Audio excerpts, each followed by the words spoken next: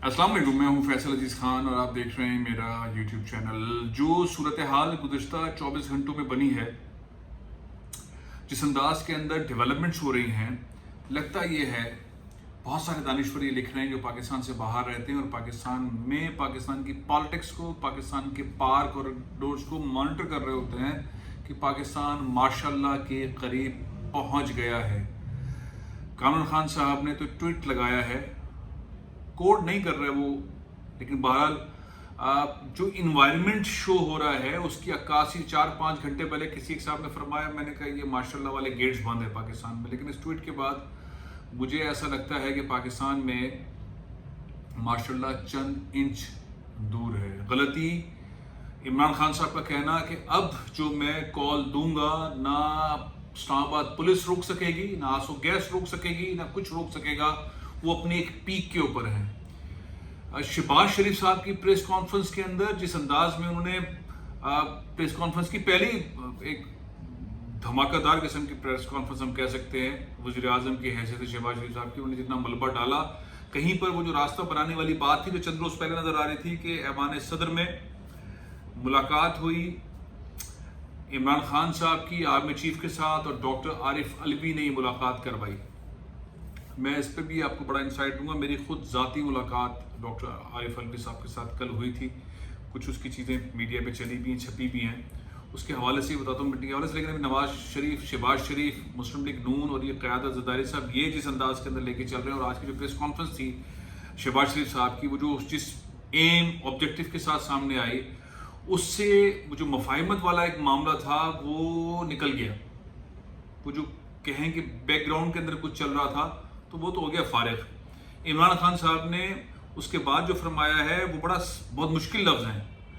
वो लफ्ज़ अब तक जो इमरान खान ने कहा है उन तमाम चीज़ों से बहुत ही ख़तरनाक वर्ड्स हैं। वो फरमाते हैं, जो कॉल अब मैं दूंगा राना सनाउल्लाह, ना तुम्हारी पुलिस, ना तुम्हारी आंसू गैस, ना तुम्हारी रबड़ बुलेट्स, और अगर तुमने रेंजर्स को बुलाया ना रेंजर्स, कोई रास्ता नहीं रोक पाएगा, कोई सामने खड़ा नहीं हो पाएगा। ये जो चीज़ सामने आई है, ये कॉल कहा जा रहा है बहुत करीब है। आपको याद होगा कुछ दिन पहले इमरान खान साहब ने फरमाया था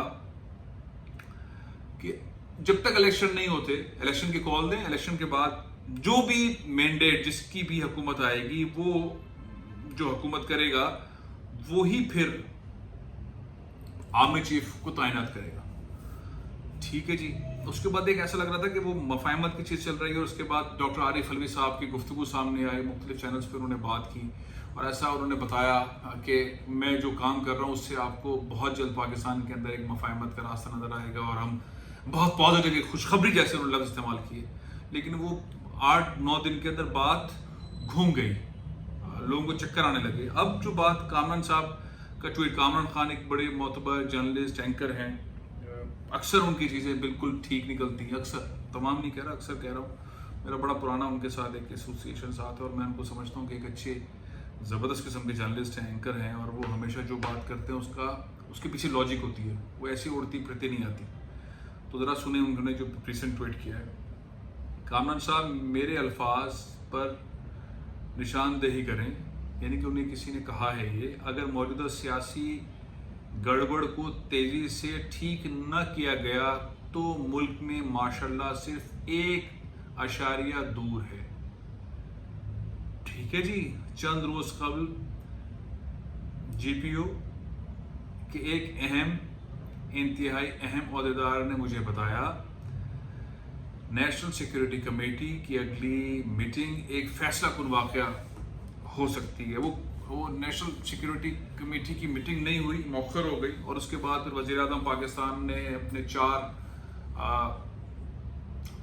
इत्तेहादी और वज़रा को साथ बिठा के प्रेस कॉन्फ्रेंस की, और उसके अंदर जो जिससे मामला ज़्यादा पक गया, अचानक पक गया, वो है ये जो ऑडियो लीक्स हैं। ये कहा जा रहा है कि बहुत बड़ी तादाद के अंदर हैं, उसमें बड़े अहम शख्सियात के लीक्स हैं। अभी जो लीक्स जारी हुई हैं वो और भी बहुत सारी लीक्स आ सकती हैं, इसलिए लीक्स को रोकने के लिए ऐसी चीज़ की ज़रूरत है जो माशाल्लाह के अलावा पॉसिबल नहीं है। तो जो ऑडियो लीक्स है उसने सिस्टम के अंदर एक बूस्ट कर दिया है। اللہ نہ کرے پاکستان میں ماشاءاللہ لگے، لیکن اللہ نہ کرے یہ بھی ہو کہ آڈیو لیکس اور مارکیٹ میں نہ ہو جائے. سیکیورٹی برج ہوتا جس طرح کی فائر والز لگی ہوتی ہیں، پرائم منسٹر ہاؤس کے آڈیو نکلنا، اگر آڈیو نکل رہی ہیں اس سے پہلے کی آڈیو، اور کہا جا رہا ہے کہ بہت ساری ایسی آڈیوز ہیں جس کے اندر نیشنل سیکیورٹی کمیٹی کے اجلاس میں ڈسکس ہونا اور اس کے بعد پھر اس کو مارکیٹ کرنا، یعنی کہ میڈیا پہ لے کے آنا، پبلک کے لیے لے کے آنا، یہ بڑا خوفناک ہو سکتا تھا. نہ لانا بھی بڑا خوفناک تھا، اور D G S P R کا اس کو لے کر آنا وہ بھی بڑا مشکل تھا. مریم اورنگ صاحبہ منسٹر انفارمیشن ہے، ان کی منہ سے سننا بھی بڑا خوفناک تھا. تو بہتر یہ سمجھا گیا کہ اس کو دور کر کے روک دیا جائے. تو فی الحال تو روک دیا جائے، لیکن آڈیو لیکس والا معاملہ دبے گا نہیں. اس لیے جتنی بھی صورتحال خراب ہوئی ہے، امپورٹڈ گورنمنٹ اور عمران خان صاحب کے درمیان جو یہ ایک مہاجرائی چل رہی ہے، اور جس سطح کے اوپر آ کے کھڑے ہو گئے، اور جس کے بعد ملک کے اندر معاشی بدحالی، کرپشن، مس مینجمنٹ جس انداز کی ہے، اللہ اکبر. سندھ کی صورتحال آپ دیکھ نہیں سکتے. وہ ایک صاحب کا کلپ چل رہا ہے، آپ نے ضرور دیکھا ہوگا، میں چلا دوں کلپ لیکن آپ لوگوں نے دیکھ ہی لیا ہوگا، ہو سکتا ہے میں آپ کو بعد میں شیئر بھی کر لوں کلپ، کہ جو پیسے آ رہے ہیں وہ آپس میں بڑھ جاتے ہیں، بڑھنے کے بعد بیوروکریسی میں بڑھ جاتے ہیں، پولیٹیشنز میں، منسٹر میں بڑھ جاتے ہیں. تو اب کام کون کرے گا؟ سندھ کے لوگوں کے درمیان سندھ حکومت نہیں جا پا رہی، نہیں پہنچ پا رہے.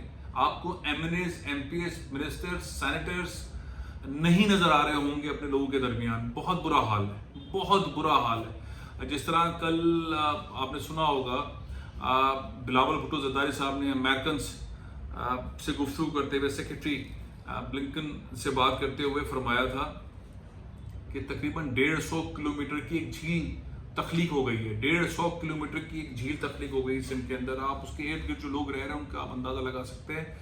اور ایک یہ اندازہ بھی لگائیے، آپ ٹیلی ویژن اسکرین کو بڑا غور سے دیکھیں کہ آپ کو کہیں بھی جو کیمپس نظر آ رہے ہیں، جو راشن بٹ رہا ہے، کہیں پر یو ایس ایڈ کی اسٹیمپ لگی ہوئی ہے، یو کے ایڈ کی لگی ہوئی ہے، ٹرکی کی لگی ہوئی ہے، چائنا کی لگی ہوئی ہے، یو اے کی لگی ہوئی ہے. بہت سارے مسلمان ممالک، بہت سارے اور ممالک نے ہمیں بہت امداد بھیجی ہے، لیکن کہیں پر بھی ایک تمبو، ایک کیمپ، ایک راشن کا ڈبہ نظر نہیں آ رہا. جو کچھ ہو رہا ہے وہ سیلانی کر رہا ہے، جے ڈی سی کر رہا ہے، عالمگیر کر رہا ہے، اور این جی اوز کر رہے ہیں، مسلم ہینڈ کر رہا ہے، چلڈرن آف فریڈم کر رہا ہے، اور بھی بہت سارے ادارے جو ہے، الخدمت کر رہا ہے، بہت زبردست کام کر رہا ہے. یہ سارے ادارے ان کے کام نظر آ رہے ہیں. یہ عام پاکستانی کر رہا ہے. وہ جو باہر سے مال آ رہا ہے وہ نہیں آ رہا. اس میں پھر فنڈ والے معاملے کا بھی معاملہ ہے. میں نے شاید پچھلے ایک ویڈیو کے اندر کہا تھا کہ جو امریکن کانگریس مینس آئے تھے، ان کے ساتھ اوورسیز پاکستانیز آئے تھے، وہاں پہ احسن اقبال صاحب نے ایڈمٹ کیا تھا، انہوں نے سوال ہی اٹھایا تھا اوورسیز پاکستانیز نے، اوورسیز امریکن پاکستانی، امریکن نہیں کہیں بلکہ پاکستانی کیوں گئے. انہوں نے سیدھے سیدھا کہا کہ یہ جو آپ وہ شیلا جیکسن کے ساتھ تشریف لائے تھے، اور ایک دو اور کانگریس مینس تھے، ٹام سوزی کے ساتھ آئے تھے، انہوں نے سمپل کہا کہ یہ بتائیں کہ یہ فنڈز جو آ رہے ہیں، ہم امریکن جو فنڈ دے رہے ہیں، اس کی ٹرانسپیرنسی کیا ہے. ہر جگہ پہ بات یہ ہو رہی ہے حکومت کی ٹرانسپیرنسی کیا ہے. یہ جو باتیں ہیں یہ فوج کے پاس جا رہی ہیں. ظاہر ہے کہ ہر چیز کو انٹرنلی ایکسٹرنلی فوج نے کنیکٹ رکھنا ہے. اور یہ آڈیو لیکس، وہ ویڈیو جو ہے وہ سامنے، اس کے اندر احسن اقبال صاحب اپنے آپ کو بچانے کے لیے کہ نہیں ہم جی آڈٹ کروائیں گے، ہم یہ کروائیں گے، پیسہ ٹھیک خرچ ہوگا.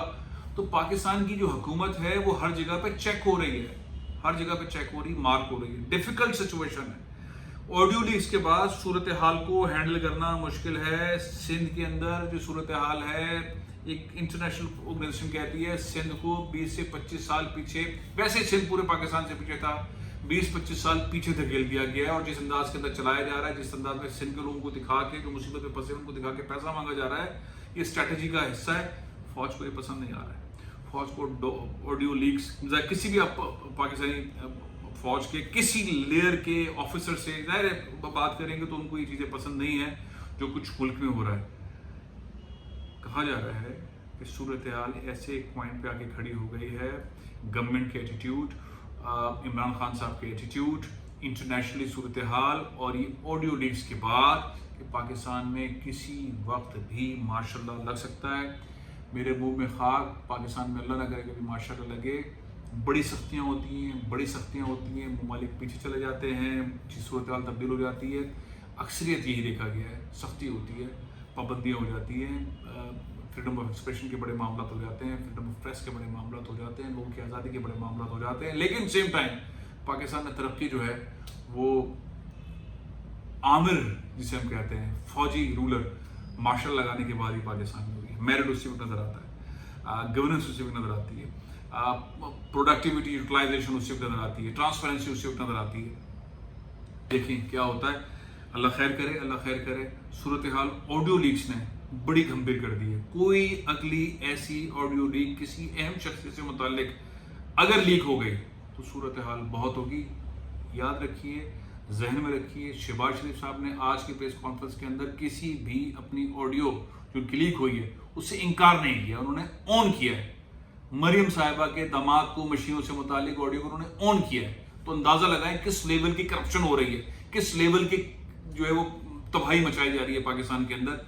ये चीजें एक्सेप्ट कुछ फोरम्स के ऊपर नहीं हो रही और नहीं होंगी।